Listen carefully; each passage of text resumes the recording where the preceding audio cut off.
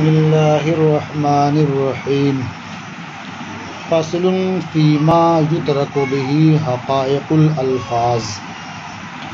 یہ وصول الشاشی کا صفحہ نمبر 143 ہے اور کتاب اللہ سے متعلق جو بحث ہے اس کی 8ویں فصل ہے۔ یہ فصل ان امور کے بیان میں ہے جن کی وجہ سے الفاظ کے حقائق ترک کر دیے جاتے ہیں۔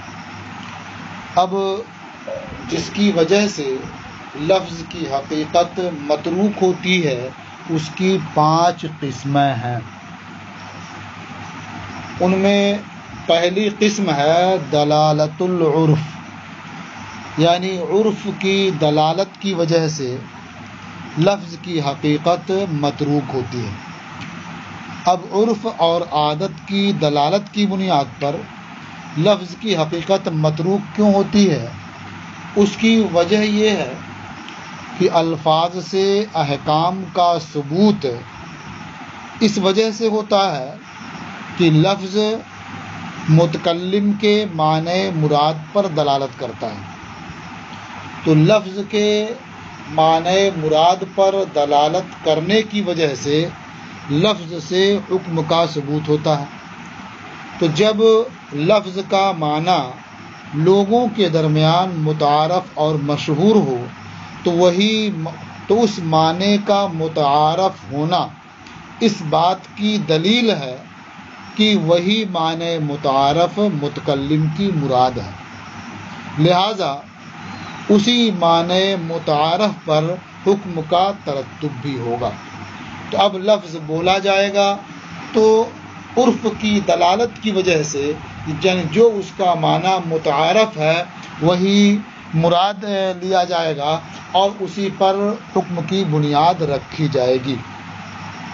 مثلا اگر کسی شخص نے قسم کھا لی لا یشتری رأسا، کہ وہ سر نہیں خریدے گا، تو اب سر کا ایک عام معنی ہے،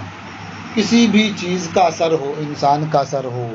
بکری کا سر ہو، گائے بھینس کا سر ہو، پرندے کا سر ہو، کسی کا بھی سر ہو۔ لیکن جب اس نے لا یشتری راسن کہا تو ایسے موقع پر اس کی یہ قسم محمول ہوگی اس راز پر جو لوگوں کے درمیان متعارف ہے۔ تو لوگوں کے درمیان متعارف کیا ہے؟ جب سر خریدنے کی بات کی جاتی ہے تو اس سے مراد بکرے کا سر ہوتا ہے یا گائے بھینس کا سر ہوتا ہے، کسی پرندے کا سر نہیں ہوتا ہے، کیونکہ پرندوں کا سر خریدنا یہ متعارف نہیں ہے۔ تو جب اس نے قسم کھائی کہ وہ سر نہیں خریدے گا تو سر سے کون سا معنی مراد ہوگا؟ وہی جو لوگوں کے درمیان متعارف ہے، یعنی جو سر خریدا جاتا ہے، یعنی بکری کا سر ہو یا گائے بھینس کا سر ہو، یہ مراد لیں گے۔ اب اگر کسی نے گورئیے کا سر خرید لیا یا کبوتری کا سر خرید لیا تو اس کے خریدنے سے وہ حانث نہیں ہوگا۔ تو گویا لفظ کی جو حقیقت تھی وہ یہاں متروک ہوئی، کیونکہ لفظ سر یہ مطلق ہے، کسی بھی جاندار کا سر اگر وہ خریدے تو اس لفظ کا تقاضا یہ تھا کہ وہ حانث ہو جائے، اس لیے کہ اس نے سر خریدنے کی بات کی، سر نہیں خریدے گا۔ اور گورئیے اور کبوتری کا سر خریدنے سے وہ حانث نہیں قرار پا رہا، کیوں؟ اس لیے کہ عرف میں گورئیے یا کبوتری کے سر کے تعلق سے خریدنے کا اطلاق نہیں ہوتا ہے اور عرف میں یہ نہیں بولا جاتا ہے، اس لیے گورئیے کا سر خرید لیا یا کبوتری کا سر خرید لیا تو وہ حانث نہیں ہوگا۔ اب آپ یہ نہ سمجھیں کہ حقیقت یہاں ترک کر دی گئی تو اب معنی مجازی مراد ہوگا، نہیں۔ یہاں حقیقت کی 2 قسمیں ہیں، ایک ہے حقیقت کاملہ اور ایک ہے حقیقت قاصرہ۔ حقیقت کاملہ کا مطلب یہ ہے کہ لفظ کی جس کے لیے وضع ہوئی ہے وہ اس سے مراد ہو، وہ حقیقت کاملہ ہے اس کی۔ اور اگر اسی مطلق وضع ہے اور اس کو بعض افراد کے ساتھ مقید کر دیا جائے، خاص کر دیا جائے، تو وہ بھی حقیقت ہے، کیونکہ اس کے لیے بھی اس لفظ کی وضع ہوئی ہے، لیکن اس کے اطلاق کو ختم کر دیا گیا ہے، بعض کے ساتھ مقید کر دیا گیا ہے، تو گویا یہ حقیقت قاصرہ ہوئی، کاملہ نہیں ہوئی۔ تو جہاں یہ کہہ رہے ہیں کہ حقیقت متروک ہے اس مثال میں، تو وہ حقیقت کاملہ متروک ہے، اور جو مراد لیا ہے وہ مجاز نہیں ہے، وہ بھی حقیقت ہی ہے، لیکن وہ حقیقت قاصرہ ہے۔ دیکھیے وما یترک بہ حقیقت اللفظ خمسۃ انواع، اور وہ چیز جس کی وجہ سے لفظ کی حقیقت ترک کر دی جاتی ہے 5 نوعیں ہیں، 5 قسمیں ہیں، اس کی 5 قسمیں ہیں۔ یہ 5 قسمیں استقرائی ہیں، تتبع اور تلاش سے یہ 5 قسمیں سامنے آئی ہیں۔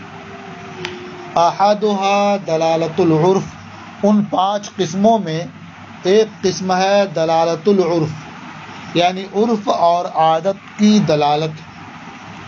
دلالت عرف کی وجہ سے لفظ کی حقیقت کیوں متروک ہوتی ہے، اس کی جانب اشارہ کرتے ہوئے فرماتے ہیں وَذَلِكَ لِأَنَّ ثُبُوتَ الْأَحْكَامِ بِالْأَلْفَاظِ إِنَّمَا كَانَ لِدَلَالَةِ اللَّفْظِ عَلَى الْمَعْنَى الْمُرَادِ لِلْمُتَكَلِّمِ۔ دلالت عرف کی وجہ سے حقیقت ترک کرنا اس وجہ سے ہے کہ الفاظ کے ذریعہ احکام کا ثبوت یہ لفظ کے متکلم کے معنی مراد پر دلالت کرنے ہی کی وجہ سے ہوتا ہے۔ فَإِذَا كَانَ الْمَعْنَى مُتَعَارَفًا بَيْنَ النَّاسِ كَانَ ذَلِكَ الْمَعْنَى الْمُتَعَارَفُ دَلِيلًا عَلَى أَنَّهُ هُوَ الْمُرَادُ بِهِ ظَاهِرًا، تو جب لفظ کا معنی لوگوں کے درمیان متعارف ہو تو وہ معنی متعارف دلیل ہوگا اس بات پر کہ وہی لفظ سے مراد ہے ظاہراً، یعنی ظاہراً وہ دلیل ہے کہ وہی معنی متعارف مراد ہے لفظ سے۔ فَيَتَرَتَّبُ عَلَيْهِ الْحُكْمُ، تو اسی معنی متعارف پر حکم کا ترتب ہوگا، یعنی اسی معنی متعارف پر حکم لگے گا۔ مثالہ لو حلف لا یشتری رأسا، اس کی مثال اگر کسی نے قسم کھا لی کہ وہ سر نہیں خریدے گا، فہو علی ما تعارفہ الناس، یہ قسم واقع ہوگی، محمول ہوگی اس راز پر جو لوگوں کے درمیان متعارف ہے، جسے لوگ آپس میں بولتے اور سمجھتے مراد لیتے ہیں، اسی معنی پر قسم محمول ہوگی، واقع ہوگی۔ فلا یحنث براس العصفور والحمامۃ، تو قسم کھانے والا گوریے اور کبوتری کا سر خریدنے سے حانث نہیں ہوگا، یعنی قسم کھانے والے نے قسم کھانے کے بعد کبوتری کا سر خرید لیا یا گوریے کا سر خرید لیا تو اس کی قسم نہیں ٹوٹے گی، وہ حانث نہیں ہوگا۔ کیوں حانث نہیں ہوگا؟ اس لیے کہ عرف میں، عادت میں جب سر خریدنے کی بات کی جاتی ہے تو گوریے یا کبوتری کا سر مراد نہیں لیا جاتا ہے، بلکہ بکری یا گائے بھینس کا سر مراد لیا جاتا ہے۔ تو حکم کا جو ترتب ہوگا اسی معنی متعارف پر ہوگا، یعنی مثلا بکری کا سر خریدنے پر ہوگا۔ دوسری مثالیں وَكَذَلِكَ لَوْ حَلَفَ لَا يَأْكُلُ بَيْضًا، اور یوں ہی اگر کسی نے قسم کھا لی کہ وہ انڈا نہیں کھائے گا، لا یأکل بیضا، وہ انڈا نہیں کھائے گا، تو اس کی یہ قسم محمول ہوگی، واقع ہوگی انڈا کے معنی متعارف پر، یعنی انڈا کا جو متعارف ہے مفہوم، جو معنی اس کا متعارف ہے، جو لوگ عرف میں مراد لیتے ہیں، اسی معنی پر یہ قسم محمول ہوگی۔ اگر وہی متعارف انڈا کھائے گا تو حانث ہوگا، اور وہ نہیں کھائے گا تو دوسرا غیر متعارف انڈا کھانے سے وہ حانث نہیں ہوگا۔ لہٰذا اگر اس نے گوریے کا انڈا کھا لیا یا کبوتری کا انڈا کھا لیا تو اس سے وہ حانث نہیں ہوگا۔ کان ذالک علی المتعارف، تو قسم کھانے والے کی یہ قسم متعارف پر محمول ہوگی۔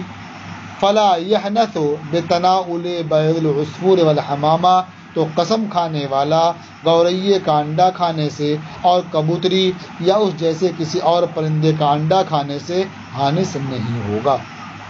وَبِهَذَا ظَهَرَ أَنَّ تَرْكَ الْحَقِيقَةِ لَا يُوجِبُ الْمَصِيرَ إِلَى الْمَجَازِ۔ اب ایک شبہ جو ہو رہا تھا کہ جب معنی حقیقی اس کا متروک ہے تو معنی مجازی مراد ہوگا، تو اس شبہ کا ازالہ کر دیتے ہیں کہ یہاں حقیقت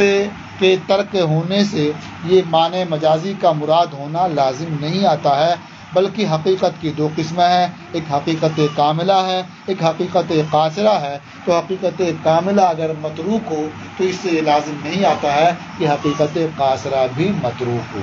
ان مثالوں میں حقیقت کاملہ تو متروک ہے، لیکن جو مراد ہے وہ مجاز نہیں ہے بلکہ وہ بھی حقیقت ہے، بس فرق یہ ہے کہ وہ حقیقت قاصرہ ہے۔ تو لفظ کی وضع جس معنی کے لیے ہوئی ہے اس کو عام رکھتے ہوئے اسی معنی میں استعمال کرنا یہ حقیقت کاملہ ہے، اور اسے بعض افراد کے ساتھ مقید کر دینا، بعض کو اس سے الگ کر دینا، یہ حقیقت قاصرہ ہے۔ اسی کی طرف اشارہ کرتے ہوئے فرماتے ہیں وَبِهَذَا ظَهَرَ أَنَّ تَرْكَ الْحَقِيقَةِ لَا يُوجِبُ الْمَصِيرَ إِلَى الْمَجَازِ، اور اس سے یعنی دونوں مسئلوں میں ترک حقیقت کا جو بیان ہوا اس سے ظاہر ہوا کہ حقیقت کا ترک مجاز کی طرف رجوع کو واجب نہیں کرتا ہے، یعنی حقیقت ترک کر دی جائے تو مجاز ہی مراد ہو یہ لازم نہیں آتا ہے، بل جازا ان تثبت به الحقیقت القاصرہ، بلکہ ممکن ہے کہ اس لفظ سے حقیقت کا قاصرہ کا ثبوت ہو۔ ومثالہ تقعید العام بالبعض، اور حقیقت قاصرہ کی مثال عام کا بعض سے مقید کر دینا ہے، یعنی کوئی لفظ معنی عام کے لیے وضع کیا گیا ہے اس کو بعض افراد کے ساتھ مقید کر دیا جائے تو وہ حقیقت قاصرہ ہے۔ جیسے آپ نے دونوں مثالوں میں پڑھ لیا کہ راس یہ سر ہے، اس کا ایک معنی عام ہے جو گوریا، پرندہ، گائے، بھینس، بکری اور دیگر جانوروں کے سر پر بولا جاتا ہے، صادق آتا ہے، لیکن اس سر کو خاص کر دیا گیا ہے بکری یا گائے یا دوسرے اس طرح کے جانوروں کے سر کے ساتھ، یہ حقیقت قاصرہ ہے۔ ایسے انڈے کا حال ہے کہ وہ خاص کر دیا گیا ہے مرغی یا بطخ یا اس کے مثل کے انڈے کے ساتھ۔ تو حقیقت قاصرہ کا ثبوت بھی ممکن ہے، اور حقیقت قاصرہ کی مثال عام کا مقید کرنا ہے بعض کے ساتھ۔ وَكَذَلِكَ لَوْ نَظَرَ حَجًّا أَوْ مَشِيًّا إِلَى بَيْتِ اللَّهِ تَعَالَى أَوْ أَنْ يَضْرِبَ بِثَوْبِهِ حَتِيمَ الْكَعْبَةِ يَلْزَمُهُ الْحَجُّ بِأَفْعَالٍ مَعْلُومَةٍ لِوُجُودِ الْعُرْفِ، اور یوں ہی یعنی جیسے لا یشتری راسن اور لا یأکل بیضن میں آپ نے پڑھ لیا، اسی طرح سے اگر کسی نے نظر مانی حج کی یا بیت اللہ شریف کی طرف پیدل جانے کی یا نظر مانی اپنے کپڑے سے حتیم کعبہ کو مس کرنے کی، تو اس پر حج لازم ہو جائے گا، یعنی جس نے نظر مانی ہے اس پر حج لازم ہو جائے گا۔